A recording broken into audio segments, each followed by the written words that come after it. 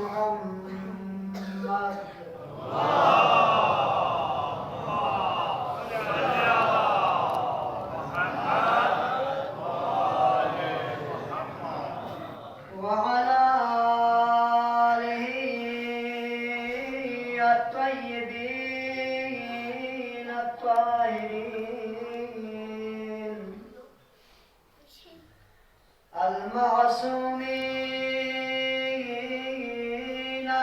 المظلومين ولعنة الله على أعدائهم أجمعين رب اشرح لي صدري ويسر لي أمري واحلل عقدة من لساني يفقهوا قولي أما بعد فقد قال الله تبارك وتعالى في محكم كتابه المجيد وفرقانه الحميد وقوله الحق وهو أصدق الصادقين بسم الله الرحمن الرحيم أحسب الناس أن يتركوا أن يقولوا آمنا هم لا يفتنون بر محمد وآل محمد صلوات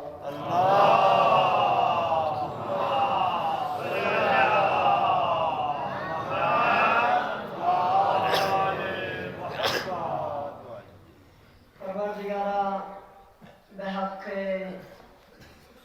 اہل بیت اطہار علیہم السلام حاضرین مجلس کی تمام حاجتوں کو روا فرما پروردگارا منتظمین اور خدمت کرنے والے تمام برادران کی توفیقات خیر میں اضافہ فرما پروردگارا بحق سید الشہداء علیہ السلام کورونا کی وبا سمیت تمام لا علاج بیماریوں سے اہالیان عباس ٹون اور عزاداروں کی حفاظت فرما پروردگارا بحق اہل بیت اطہار علیہم السلام غم حسین و آل حسین کی سوا کوئی غم نصیب نہ فرما پروردگارا ہماری نزاداریوں اور ان اعمال کا اجر بروز محشر ہمیں شفاعت ابا عبداللہ الحسین کی صورت نصیب فرما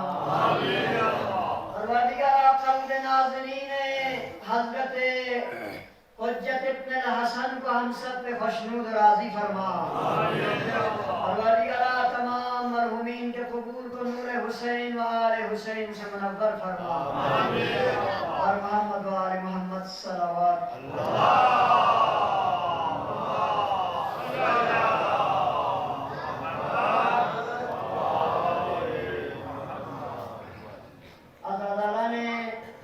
حضرت ابا عبداللہ الحسین علیہ السلام آپ کے اذہان شریفہ میں یہ بات موجود ہے کہ اس عشر محرم الحرام کے لیے جو عنوان انتخاب کی ہے وہ عنوان ہے اسباب اور علل رونمائی واقعہ عاشوراء۔ میں نے کل اس کو عرض کیا، موضوع کا اعلان کر چکا ہوں۔ اس موضوع کے بطن سے ایک سوال نکل رہا ہے۔ وہ سوال یہ ہے کہ کیوں واقعہ عاشوراء رونما ہوا؟ آخر امام حسین علیہ السلام کے عصر میں موجود لوگوں کی زندگیوں میں وہ کون کون سی غلطیاں تھیں؟ عہد امام حسین میں، عصر امام زمان کے معاشرے میں کون کون سی کوتاہیاں اور علتیں تھیں کہ جن کی وجہ سے سید الشہداء علیہ السلام کو قیام کرنا پڑا، اور سن 61 ہجری میں عصر عاشور کے دن ابا عبداللہ الحسین کو اپنی تمام تر عزیز ترین جانوں کو راہ خدا میں فدا کرنا پڑا، قربان کرنا پڑا۔ یہ ایسے نہیں ہوا، یہ یکایک نہیں ہوا، یہ اتفاقی حادثہ نہیں ہے، اس کے ریشے بہت ہی طولانی ہے۔ تاریخ سے تعلق رکھنے والے اہل مطالعہ تشریف رکھتے ہیں، میں ان تمام چیزوں کی طرف جانا نہیں چاہتا، دامن وقت میں ہمارے پاس اتنی ٹائم نہیں ہے کہ تفصیلی گفتگو کی جائے۔ عرض کروں آخر کیا سبب بنی، موضوع کو سمجھنے کی کوشش کریں، کیا سبب بنی کہ ایک حسین کے مقابلے میں کئی ہزار افراد جمع ہو گئے؟ کیا ضرورت تھی؟ 72 نفر کی شہادت کے لیے 100 نفر آ جاتے، حد سے زیادہ 500 نفر آ جاتے، اس سے بھی بڑھ کے 1000 نفر آ جاتے، آخر کتنوں سے مقابلہ کرتے؟ خدا کی مشیت یہی کہ حسین شہید ہو جائے۔ آخر میں حسین نے جام شہادت نوش فرمانا تھا، وعدہ پروردگار کو جو وعدہ طفلی کہا جاتا ہے اسے نبھانا تھا، رضاً بقضائک و تسلیما لامرک کے اس اعلیٰ ترین مقام پہ حسین نے فائز ہونا تھا۔ نانا رسول اللہ بھی جب قبر رسول سے وداع کر رہے تھے حسین، تو قبر رسول سے آواز آئی تھی نا، میں نے کل عرض کیا ان اللہ قد شاء یراک قتیلا، اے میرے بیٹے حسین آپ کربلا جائیے، مشیت الہی یہی ہے کہ آپ شہید ہو جائے۔ تو جب شہادت کے اس جام کو پینا تھا تو امت کو کیا ضرورت پڑی تھی کئی ہزار افراد وہاں پر جمع کرتے؟ کیوں جمع ہوئے؟ اس کیوں کا جواب کیا ہے؟ کبھی سوچا ہے اس کیوں کا جواب کیا ہے؟ 70-80 سالوں سے اہل عزاداری میں آ رہے ہیں، لیکن کبھی کوشش نہیں کی آخر اس کیوں کا جواب کیا ہے۔ اس 14 دن میں آپ مجھ سے اس کیوں کا جواب سنیں گے، آپ کو پتہ چلے گا کون کون سی مقدمات پیش آئے، کون کون سی تمہیدات وجود میں آئے کہ ان تمہیدوں کے اوپر، ان مقدمات کے اوپر واقع کربلا رونما ہو گئی ہے۔ تو عزیزان گرامی، کیوں کا حق تو بنتا ہے، کیوں کوفہ والوں نے ابا عبداللہ الحسین کی مدد نہیں کی؟ ہزاروں خطوط حسین کو بھیجنے والے کوفہ فوراً اتر گئے۔ کیوں بصرہ والوں نے امام کی حمایت نہیں کی؟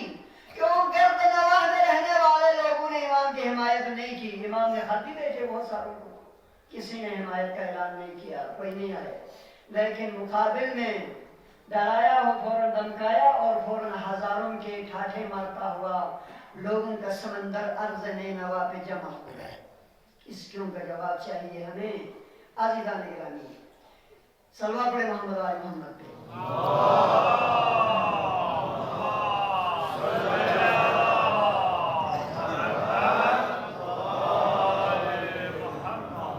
غور سے سماعت فرمائیں، انشاءاللہ آپ کے لیے مفید ہوگا یہ مباحث۔ تاریخی واقعات پہ آپ حوادث پہ اور واقعات پہ نگاہ کریں تو آپ کو پتہ چلے گا کہ شخصیات بدل جاتے ہیں لیکن واقعہ بھی رونما ہو جاتا ہے۔ ہر حادثے میں حسین کا ہونا ضروری نہیں ہے، ہر واقعے کے اندر یزید اور ابن زیاد و عمر سعد کا ہونا ضروری نہیں ہے۔ کیا ضروری ہے واقعات کی رونمائی کے لیے؟ واقعات اور حوادث شخصیات کی وجہ سے وجود میں نہیں آتے، واقعات اور حوادث اسباب اور علل کی وجہ سے وجود میں آتے ہیں۔ کسی بھی سماج کے اندر، کسی بھی سوسائٹی کے اندر اگر سن 61 ہجری میں جو واقعات رونما عاشورہ کی صورت میں ہوئے، اگر کسی بھی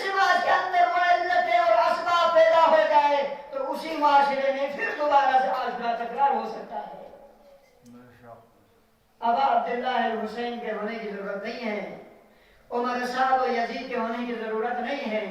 عزیزوں، واقعات اور حوادث کو افراد نہیں بلکہ اسباب اور علتیں وجود میں لے کر آتے ہیں۔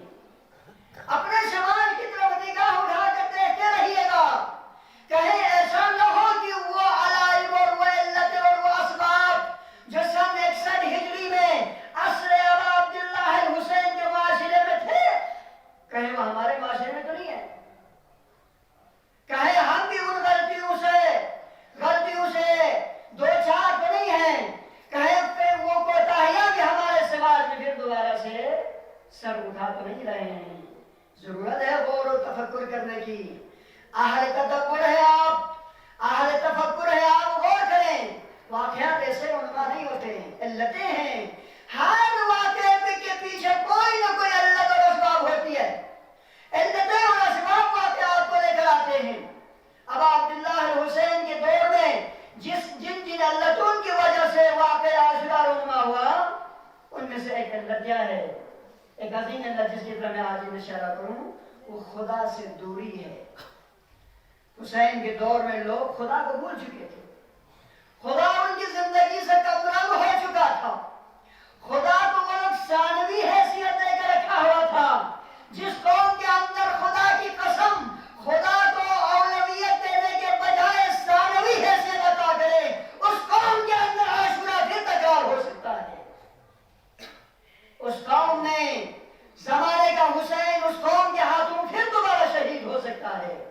اس قوم کے ہاتھوں جو خدا کو ثانوی حیثیت دے، جو خدا کو اپنی زندگی سے نکال کے دنیا اور دنیا داری کو جگہ دے دیں، اس قوم میں نہ ایمان کی اہمیت ہوتی ہے، نہ رسول کی اہمیت ہوتی ہے، نہ قرآن کی اہمیت۔ ماشاءاللہ ماشاءاللہ۔ تو عزیزان گرامی، ضرورت ہے غور و فکر کرنے کی۔ خدا سے دوری اہم ترین علت ان میں سے ایک علت ہے کہ جس کی وجہ سے واقعہ عاشورہ رونما ہوا۔ خدا سے دوری قوموں کو تباہ و برباد اور ذلیل و رسوا کر دیتا ہے۔ تاریخ اٹھا کر دیکھ لیجیے، خداوند متعال کی ذات نے اپنی لالب کتاب قرآن حکیم میں کیا فرمایا؟ فرمایا کہ ضربت علیہم الذلۃ والمسکنہ۔ خداوند متعال کی ذات نے قوم بنی اسرائیل کو ذلیل بھی کر دیا، رسوا بھی کر دیا، پست بھی کر دیا۔ پروردگارہ، اس قوم بنی اسرائیل میں کون سی غلطی تھی کہ جس کی وجہ سے انہیں آپ نے پست اور پار کر دیا؟ خداوند متعال کی ذات فرمائے گا بنی اسرائیل کے اندر جو غلطیاں تھی، 4 غلطیاں تھی، 4 گناہ ان کے اندر تھی جن کی وجہ سے وہ پست ہو گئے، وہ خوار ہو گئے، تاریخ میں ننگ و آر بن گئے، ہو لکے ننگ بن گئے، دنیا کے لیے باعث عبرت بن گئی ہے وہ قوم۔ کون سی خطائیں تھی، کون سی غلطیاں تھی؟ یقتلون الانبیاء۔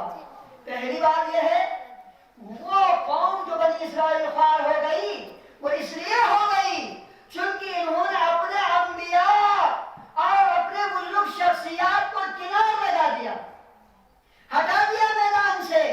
جو قومیں شخصیات کی قدر کرنے کی بجائے جسے میدان سے ہٹا دے، خداوند متعال اس قوم کو رسوا کر دیتا ہے، باعث نفرت بنا دیتا ہے، قابل تنفر بنا دیتا ہے۔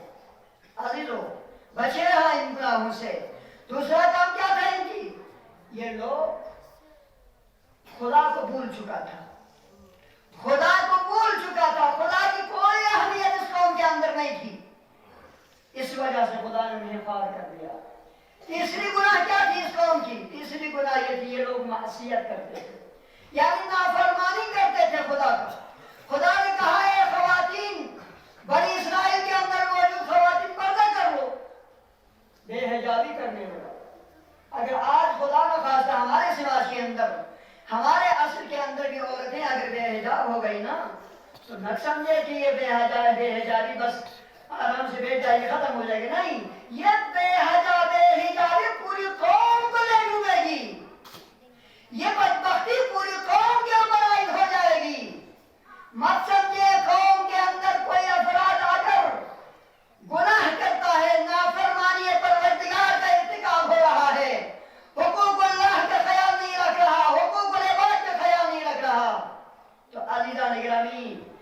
آپ یہ نہ سمجھے کہ ایک آدمی کا 2 آدمی کا کام ہے، نہیں، پوری قوم کو دے ڈوبے گی ایسے افراد کی وجہ سے پوری قوم قابل نفرت بن جائے گی۔ ضرورت اس امر کی ہے قوم کی اصلاح کی جائے، قوم ان گناہوں سے اپنے آپ کو بچائیے۔ بنی اسرائیل کو خدا نے قرآن میں فرمایا ضربت علیہم الذلۃ والمسکنہ، ہم نے اس قوم کو ذلیل بھی کر دیا، رسوا بھی کر دیا، پست بھی کر دیا۔ کیوں؟ اس لیے یہ معصیت کرتے تھے، یہ گناہ کرتے تھے، ان گناہوں کی وجہ سے خدا نے انہیں قابل نفرت بنا دیا۔ چوتھی چیز جو اس قوم کے اندر تھی وہ آیات الہی کا انکار کرتے تھے۔ کیا؟ خدا کی نشانیوں کا انکار کرتے۔ حسین خدا کی نشانیوں میں سے ایک ہے، انبیاء خدا کی نشانیوں میں سے ایک ہے، مسجد خدا کی نشانیوں میں سے ایک ہے، حج خدا کی نشانیوں میں سے ایک ہے، یہ تمام چیزیں خدا کی نشانی ہے۔ جب انسان ان کا انکار کر دیتا ہے تو خدا نتیجے میں اسے رسوا کر دیتا ہے۔ بنی اسرائیل کی ذلت و رسوائی اسی وجہ سے ہوئی۔ لہذا معصیت پروردگار سے، انکار آیات الہی سے، شخصیات کو میدان سے ہٹانے سے، معصیت پروردگار کرنے سے اپنے آپ کو بچا کے رکھیے، ورنہ قوم تباہ ہو جائے گی۔ عزیزان محترم، آپ کی خدمت میں عرض کروں، یہی باتیں اگر ہم کربلا کے بارے میں عرض کریں، کیوں اتنے سارے افراد اچانک میں حسین کی شہادت کے لیے جمع ہو گئے؟ سوال بنتا ہے، ہزاروں کی تعداد میں افراد کیوں جمع ہو گئے؟ تو جواب یہی ملتا ہے کہ ان لوگوں نے خدا کو ثانوی حیثیت دے رکھا۔ یہ لوگ خدا کو بھول چکا تھا، ان کی زندگی میں خدا نہیں تھا، ان کے افعال میں خدا نہیں تھا، ان کے کردار میں خدا نہیں تھا۔ تبھی تو خداوند متعال اس قوم کو رسوا کرنے کے لیے کیا کیا؟ سب کو میدان کربلا میں جمع کر دیا۔ گناہ میں جمع ہو جاتے ہیں قومیں، جب خدا زندگی میں کمرنگ ہو جائے۔ ابھی دیکھیں مسجد میں جماعت کے لیے جمع ہو جائے، کوئی جمع نہیں ہوگا۔ میں کئی سال سے 4-5 سال سے میں کہہ رہا ہوں خدا کے لیے جماعت کے جائے، آپ کے لیے 3 دن کی مسجد میں جماعت ہے، گھر سے کوئی جمع نہیں ہوگا۔ میں لکھ کے دیتا ہوں، کسی گناہ کے لیے، مادیت پرستی کے لیے ذرا آواز دے کے بلائیں، ساری قوم اکٹھے ہو جائیں گے سڑکوں پہ، ٹھاٹھے مارتا ہوا لوگوں کا سمندر دکھائی دے گا، سر ہی سر دکھائی دے گا، آپ کو اور کچھ دکھائی نہیں دے گا۔ کیوں؟ اس لیے لوگوں کے دلوں میں خدا نہیں ہے، خدا بھول چکا ہے، خدا ذہنوں سے نکل چکا ہے۔ لہذا جن قوموں کے اندر، جن لوگوں کے اندر خدا ذہنوں سے نکل جائے، وہ قوم کیا کر دیتا ہے؟ گناہوں پہ اکٹھا ہو جائے، جمع ہو جاتا۔ ابا عبداللہ الحسین کربلا میں تھے، آپ کے پاس ایک اصحاب میں سے ایک صحابہ تھا، قبیلہ بنی حمدان کا۔ امام کی خدمت میں آ کے عرض کیا، فرزند رسول آپ مجھے اجازت دیں میں جا کے عمر صاحب کو تھوڑی سی ہدایت کرتا ہوں، کیونکہ عمر صاحب میرا بہت بڑا گہرا دوست ہے، وہ میری بات مان جائے گا۔ امام حسین نے فرمایا نہیں، وہ بات تو نہیں مانے گا، لیکن تم اگر جانا چاہتے تو چلے جاؤ، بسم اللہ، جا کے دیکھو۔ قبیلہ حمدان کے فرد ابا عبداللہ الحسین کی اجازت سے لشکر اعضا کی طرف چلے گئے۔ کیا دیکھا؟ عمر صاحب تلوار تیز کر رہا ہے قتل حسین کے لیے، اشعار بھی پڑھ رہے ہیں، تلوار تیز کرتے جا رہے ہیں، سر نیچے کر کے تلوار کو تیز کر رہے ہیں۔ سامنے اس کا دوست بچپن کا کھڑا ہو گیا۔ عمر صاحب نے نگاہ اٹھا کے دیکھا تو قبیلہ حمدان کا وہ دوست ہے جو سامنے کھڑا ہے۔ عمر صاحب نے کہا اولست مسلمن، کیا میں مسلمان نہیں ہوں؟ دیکھیں خدا جن کے دلوں سے نکل جاتا ہے، ان کے زبان پہ اسلام اور دین جو ہے زبان تک رہتا ہے، عمل سے ظاہر نہیں ہوتا۔ عمر صاحب حسین کے قتل کے لیے تلوار تیز کر رہے ہیں، ہزاروں کی تعداد میں افراد کو جمع کیا ہوا ہے، اور کہتے ہیں سلام نہ کرنے پر کہتے ہیں کہ میں مسلمان نہیں ہوں کہ تم نے سلام تک نہیں کیا۔ تو اس شخص نے کہا، دوست نے کہا، کیا تم مسلمان ہو؟ واقعا تو مسلمان ہے۔ اس نے کہا تم نہیں دیکھتے میں مسلمان ہوں، میں رسول کا کلمہ پڑھنے والا ہوں، میں نماز پڑھتا ہوں، میں روزہ رکھتا ہوں، میں حج کر چکا ہوں کئی بار۔ وقت قبیلہ حمدان کے اس شخص نے کہا اے عمر صاحب ھذا ماء الفرات تشربه الکلاب والخنازیر، اے عمر صاحب کیا تمہاری یہی مسلمانی ہے کہ اس فرات کا پانی بہ رہا ہے، ٹھاٹھے مارتا ہوا پانی جا رہا ہے، تشربه الکلاب والخنازیر، اس پانی سے کتے اور خنزیر پیے اور فرزند زہرا پیاسا رہے، کیا یہی مسلمانی ہے؟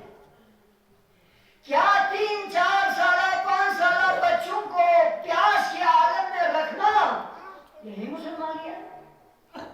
عمر صاحب نے جواب دیا اے میرے دوست تم نے مجھے نہیں سمجھا، میں جانتا ہوں کہ میرے مقابل میں کون ہے، یہ نہ سمجھو کہ میں نہیں جانتا ہوں انہیں، میں جانتا ہوں حسین اہل پیغمبر ہے، فرزند رسول گرامی اسلام ہے، خاندان عصمت و طہارت کے عظیم ترین مصداق اتم ہے، میں جانتا ہوں، میں یہ بھی جانتا ہوں کہ حسین کو رسول نے کئی بار شانوں پہ اٹھا کے مدینہ کی گلیوں میں پھرایا ہے، میں یہ بھی جانتا ہوں کہ کئی بار رسول نے حسین کے حلقوم کا بوسہ لیا، میں یہ بھی جانتا ہوں رسول نے حسین کے دانتوں کا بھی بوسہ لیا، سب کچھ جانتا ہوں، لیکن اے میرے دوست میں نے خون حسین کا ملک رے سے سودا کر چکا ہے، خون حسین کے بدلے میں نے ملک رے خرید لی ہے یزید سے، لہذا اب میرے لیے کوئی فرق نہیں پڑتا چاہے میں حسین کے مقابلے میں ہوں یا یزید کے مقابلے میں ہوں۔ عزیزو، خدا ذہنوں سے نکلنے کے بعد، خدا دلوں سے نکلنے کے بعد پھر فرق نہیں پڑتا کہ سامنے حسین ہے، رسول ہے یا امیر المومنین ہے، کس کی حمایت کر رہا ہے اور کس کی اطاعت کر رہا ہے پتہ نہیں چلتا۔ ضرورت اس عمل کی ہے خدا کو اپنے ذہن میں جگہ دی جائے، خدا کو اپنے افعال اور کردار میں جگہ دی جائے، یہی وجہ تھی کہ عصر عاشورا ابا عبداللہ حسین کی ذات بابرکت نے فوج اشقیاء سے مخاطب ہو کے فرمایا تھا ایھا الناس استحوذ علیہم الشیطان فانساہم ذکر اللہ، شیطان تمہارے دلوں کو مسخر کر چکا ہے، چونکہ تم نے دلوں سے خدا کو نکال دیا، اور خدا کو نکالنے کا نتیجہ یہ ہو گیا کہ شیطان تمہارے دلوں کو تسخیر کر چکا ہے، اور فَأَنْسَاهُمْ ذِكْرَ اللَّهِ، خدا کا ذکر تک تم بھول چکے ہو، لہذا اب تمہارے اوپر کوئی اثر نہیں کرے گا۔ امام مبین سامنے بیان کر رہے ہیں لیکن امام کی باتوں کو ان کے پر اثر نہیں پڑتا۔ تو عزیزو، یہ خدا کو دین سے، خدا کو ایمان اپنے دلوں سے، خدا کو اپنے ذہنوں سے نکال دینا بہت بڑی گناہ ہے، بہت بڑی گناہ کے لیے مقدمہ ہے۔ فقط یہی نہیں ہے، میں کچھ علامتیں آج کل کی زحمت تمام کروں گا، جو لوگ آگے دیکھنا ہے، پرکھنا ہے کہ آیا ہم خدا کو بھول چکے ہیں یا نہیں بھول چکے ہیں۔ فقط کربلا والے جو حسین کے مقابلے میں لشکر یزید تھے، فقط وہ خدا کو بھول چکے تھے کہ جو حسین کے مقابلے میں آئے ہیں۔ ہمارے دلوں میں خدا ہے یا نہیں ہے اگر دیکھنا ہے تو میں کچھ علامتیں عرض کروں گا، آپ ان علامتوں کو اپنے اوپر کیا ہے پرکھتے جائیے۔ سلوات پڑھیں محمد والوں۔ اللہم صلی علی محمد وآل محمد۔ تو عزیزان گرامی، بیان ہوا کہ خدا جن کے دلوں سے نکل جائے اس کے لیے فرق نہیں پڑتا ہے کہ وہ حسین کے مقابلے میں ہے یا کسی اور کے مقابلے میں۔ خدا کن لوگوں کے دلوں سے نکل گیا، علامت کیا ہے؟ ہم ان علامتوں کو بیان کرتے ہیں۔ سب سے پہلی علامت کہ جس سے پتہ چلتا ہے کہ خدا دلوں میں ہے یا نہیں ہے وہ یہ ہے کہ بیان ہوا جن کے دلوں میں خدا نہیں ہے وہ قرآن سے ان کا بہت کمزور ہوتا ہے۔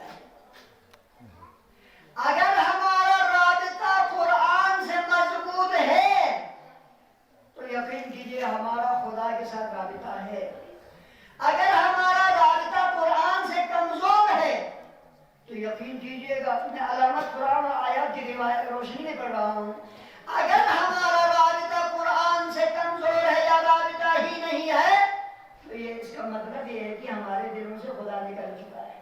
پہلی علامت یہ ہے قرآن سے رابطہ برقرار رکھیں، کم از کم دن میں 4-5 آیت صورتیں، 4-5 صفحات قرآن کی تلاوت کریں، قرآن کے ساتھ اپنے رابطوں کو مضبوط کریں۔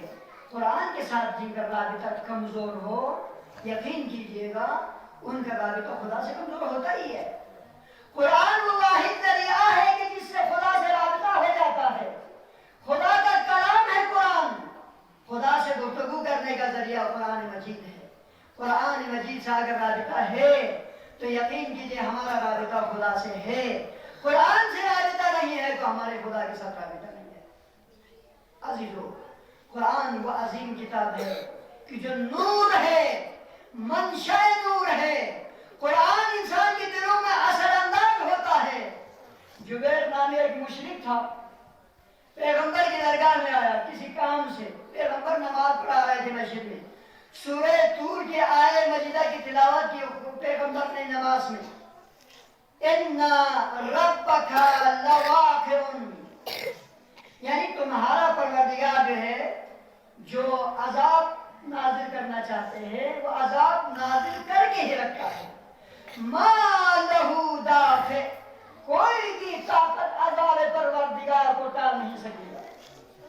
آیت کی تلاوت کی، تمہاری دولت عذاب پروردگار کو ٹال نہیں سکے گا، تمہاری اولاد عذاب پروردگار کو ٹال نہیں سکے گا، عذاب پروردگار واقع ہو کے ہی رہے گا۔ مشرک تھا، پیغمبر کی زبان سے آیت کو سنا، نماز پڑھنے، رسول نماز پڑھ کے ختم کیے تو پیغمبر کے پاس گئے، جا کے کہا یا رسول اللہ یہ جو آپ نے پڑھا یہ کیا ہے؟ پیغمبر نے کہا یہ آیت ہے، خدا کا کلام ہے۔ کہا یا رسول اللہ ایک دفعہ پھر سنائے، ایک دفعہ پھر سنایا، یا رسول اللہ ایک دفعہ پھر سنائے، ایک دفعہ پھر سنایا، 3 دفعہ اس آیہ مجیدہ کی تلاوت سنا، فوراً کہا لا الہ الا اللہ محمد رسول اللہ، دائرہ اسلام میں داخل ہو گیا۔ قرآن نے اس کے دل پر اثر کر دیا۔ قرآن پڑھنے والوں کے دلوں پر قرآن اثر کرتا ہے۔ قرآن منشأ نور ہے، قرآن خود بھی نور ہے۔ علامہ مجلسی فرماتے ہیں ساری قرآن کی باتیں الگ ہے، میں نے فقط سورہ حمد کے ذریعے 1000 مریضوں کا علاج کیا ہے۔ کتنا اثر رکھتا ہے قرآن، اور ہم قرآن سے رابطہ نہ رکھے تو پھر ہمارا رابطہ خدا سے ممکن ہی نہیں ہے۔ خدا سے رابطہ برقرار کرنے کا بہترین ذریعہ قرآن ہے۔ عزیزان گرامی، قرآن کے ساتھ اگر رابطہ نہیں ہے تو خدا سے رابطہ نہیں ہے۔ دوسرا طریقہ کیا ہے، دوسری علامت کیا ہے جن کے دلوں سے خدا نکل گیا؟ دوسری علامت یہ ہے کہ ان کی نمازوں میں سستی آتی ہے، یا نماز پڑھتے ہی نہیں ہے، اگر پڑھتے ہیں تو خضوع اور خشوع برقرار نہیں ہوتا۔ جن کے دلوں میں خدا نہیں ہے ان کے وہ مسجدوں کے سامنے سے گزر رہے ہوتے ہیں، آذان کی آوازیں ان کے کانوں میں ٹکرا رہی ہوتی ہے، لیکن خدا جو ان کے دلوں میں نہیں ہے، خدا ان کی زندگی سے کم رنگ ہو چکا ہوتا ہے۔ جتنا مؤذن چیختا رہے چیخے، اس کو نہیں پتا کہ یہ آذان ہے یا کوئی اور ڈول ہے، ناچ ہے، گانا ہے، کیا ہے، اثر ہی نہیں کرتا۔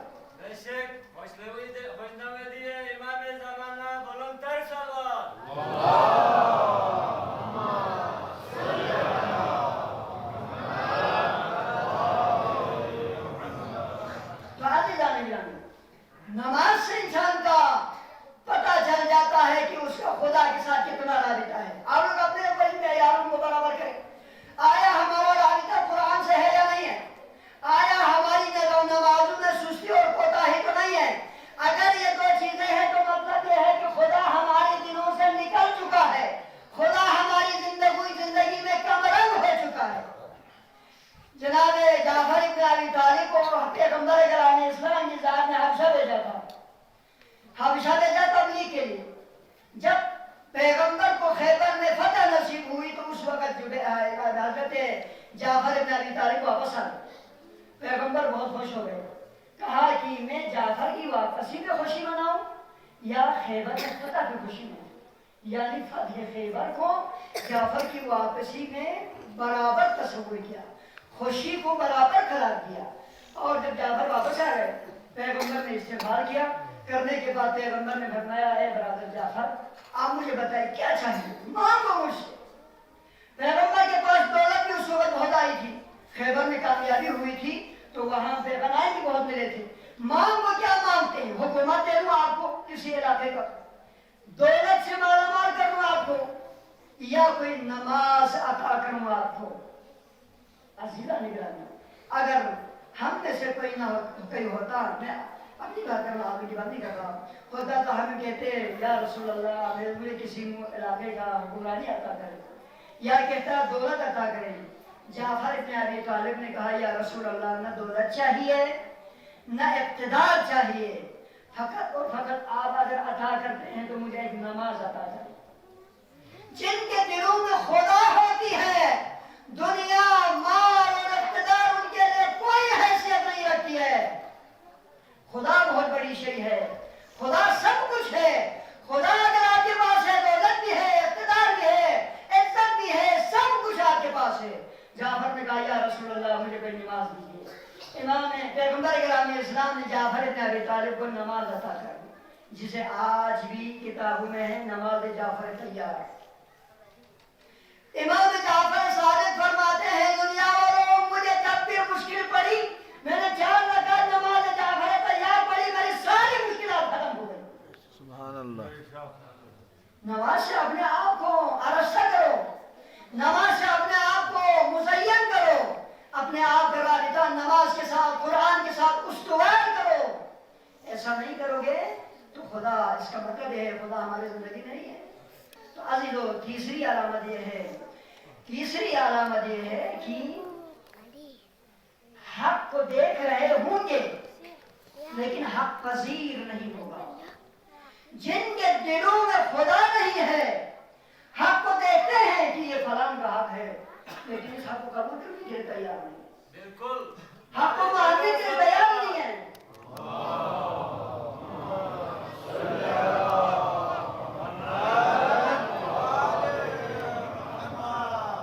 ये ऐलान समाप्त फरमाएं कि तमाम ख्वातीन हजरात की समाप्त फरमाएं। बरादरान ने इत्तेफाक की है, बुजुर्गान सब ने इत्तेफाक की है कि कल से मजलिस, ये मजलिस है, ये ठीक 5:30 बजे हुआ करेगी। कल से ठीक 5:30 बजे, 6 बजे होती थी, चूंकि आप लोगों के लिए आगे पीछे जाने में देर हो रही है, लिहाजा ठीक 5:30 बजे मजलिस शुरू होगी। ठीक 5, 5:30 शुरू होगी, यानी शुरू होगी मतलब शुरू होगी, इसमें फिर पास पेश नहीं है, टाइमिंग हमारा फिक्स है, लिहाजा ठीक 5:30 बजे मजलिस शुरू हुआ करेगी। तमाम अज़ादारान अब्दुल्लाह हुसैन से टाइम की पाबंदी के साथ शिरकत की इस्तदा है। तो अज़ीज़ा गिरामी, अर्ज़ किया आपकी खिदमत में, ये जो खुदा से दूरी और इसकी अलामतें अर्ज़ की आपकी खिदमत में, कोशिश करें अपने राबिते को खुदा से उस्तवार करें। बाद अफराद होते हैं कि हक़ को देख रहे हैं, यह हक़ुल्लाह है, यह हक़ुल इबाद है, ये अपना हक है, ये दूसरों का हक है, ये हक खुदा है, और इस वक्त की नमाजें पढ़ना खुदा का हक है, इसकी इताअत करना है, इसकी फरमानबरदारी करना है, सब कुछ जानते, लेकिन इसकी इताअत नहीं करते हैं। तो इसका मतलब ये है खुदा को उसने सानवी हैसियत दी है, खुदा उसकी ज़िंदगी से कमरंग हुई है, तभी तो क्या करते हैं, खुदा की बातों का अहमियत नहीं देते। करबला में यही कुछ हुआ था। अगर आप चाहते हैं कि आपके दिलों में खुदा रहे, आपके किरदार और रफ्तार में खुदा का कम ना हो जाए, तो खुदावंद मुतआल की ज़ात ने कुरान में फरमाया, फ़ज़्कुरुल्लाह अज़्कुरकुम, ये नुस्खा है। खुदा से राबिते को बरकरार रखने का नुस्खा यही है, तुम खुदा का जिक्र करो, खुदा तुम्हारा जिक्र करेगा, इस नुस्खे पर अमल करो। करबला वालों ने यही कुछ किया था। ये लोग खुदा को सानवी हैसियत देकर रखा था, अहमियत नहीं देते थे, नमाज पढ़ते थे लेकिन नमाज में खुशू व खुजू नहीं था, कुरान पढ़ते थे लेकिन कुरान पे अमल नहीं करते थे, कुरान को दर्क और समझ में नहीं लाते थे। लिहाजा ये लोग अब अब्दुल्लाह हुसैन के मुकाबले में खड़े हो गए। नूरे मुबीन खड़े थे सामने, लेकिन उनका नूर उनके दिलों में नहीं उतरा। इमाम बोल रहे थे लेकिन कलाम इमाम को उनके दिलों पर खुदा न होने की वजह से असर नहीं हुआ। अज़ादारों, کربلا کا واقعہ ایسے ہی رونما نہیں ہوا، انہی چیزوں کی وجہ سے ہوا کہ انہوں نے خدا کو بلا دیا تھا۔ اگر آپ بھی چاہتے ہیں کہ کوئی ایسا واقعہ نہ ہو جائے، آپ کا قوم اور آپ کا قبیلہ اور آپ کا مثال سماج باعزت زندگی گزارے، تو خدا کو اہمیت دے دیں، خدا کو دلوں میں رکھیں، اپنے افعال میں، اپنے کردار میں، رفتار میں خدا کو ہمیشہ نازل و نازل رکھیں۔ عزیزان گرامی، ابا عبداللہ الحسین اسی قوم کی ہدایت کے لیے مدینہ سے نکلے، کربلا کی طرف یہ کاروان حسینی روانہ ہو گئے، بس زحمت تمام کر دی، حسین کربلا کے راستے رہے۔ ایک جگہ پر جب ابا عبداللہ الحسین اس قوم خدا فراموش کو خدا یاد دلانے کے لیے، جنہوں نے خدا کو دور کیا ہے انہیں خدا کے نزدیک کرنے کے لیے، حسین مدینہ چھوڑا، قبر رسول چھوڑا، زہرائے اطہر کا روزہ چھوڑا، سب کچھ چھوڑ کے حسین کربلا کی طرف روانہ ہو گئے۔ آج 2 محرم الحرام حسین کربلا میں وارد ہو گئے۔ راوی روایت کرتا ہے، مختصر الکلام راوی روایت کرتا ہے، جب قافلہ حسینی ایک جگہ پر پہنچے تو قافلے جس گھوڑے پہ، جس ذوالجناح پہ حسین سوار تھے، اصلاً اس گھوڑے نے قدم نہیں اٹھایا۔ ابا عبداللہ حسین نے 6 گھوڑے تبدیل کیے، 6 کے 6 نے قدم نہیں اٹھایا۔ امام حسین علیہ السلام نے اپنے وہاں موجود کسی سے عرض کیا، مجھے ذرا بتا دیجئے ان گھوڑوں کا قدم نہ اٹھانا مصلحت پروردگار سے خالی نہیں ہے، مجھے بتائیے کہ اس جگہ کا نام کیا ہے؟ کسی نے بتایا، مولا اس جگہ کا نام شط الفرات ہے۔ التماس دعا ادا کرو۔ امام صادق علیہ السلام نے ابو بصیر کو بلا کے فرمایا، ابو بصیر کیا میرے جب حسین پر نہیں روتے تم؟ اس نے کہا، مولا کیوں نہیں روتے؟ یہ دیکھو میرا رومال آپ کے جد حسین پہ رو کے آنسو سے تر ہے۔ امام صادق نے فرمایا، ابو بصیر میاں آپ جو حسین ہم میں تری خود مین ہے، مولا جلے آپ جو حسین ہمیں تری خود چینو آمائے لگا سکتا۔ امام صادق جو فل بس ابو بصیر میں آپ جو حسین ہمیں تری خود دوئین جوان بھی لاشکار گفت پہ آوچی میں سے وقت کرنا سکت کو بلند میں سمایت کو آدابی میں اپنے حمایت بھی عدادار حسین اسی ذوالجناح بدل کریت ذوالجناح کو قلت مدد سوار کرتی زمین کو لچی درد جواب تو مولا شد الفرات درد یہاں سے میں تخیلہ جواب تو مولا دلگ آدریہ سے درد اجرکم ولرزاؤن مولا سواب یہاں سے میں تخیلہ کسر دوس مولا جلا عرض نہیں نواز درد مولا سواب یہاں سے میں تخیلہ ضرورت سے جواب کو تھرد مولا جلا من تخشی کیت جلا من تخبت ان جلا کربو بلا سدرد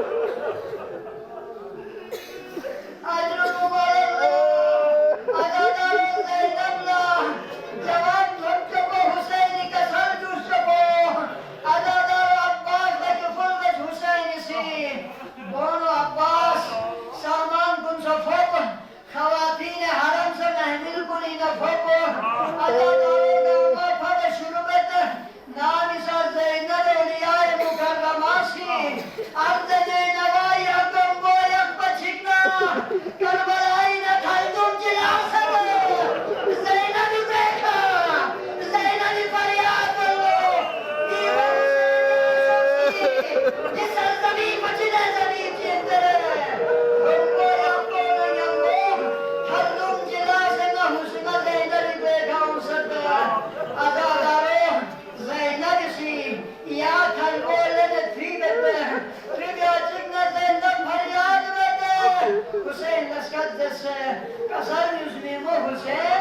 شعبت سرزمین بھی نہ مدعو باکھو چاسنی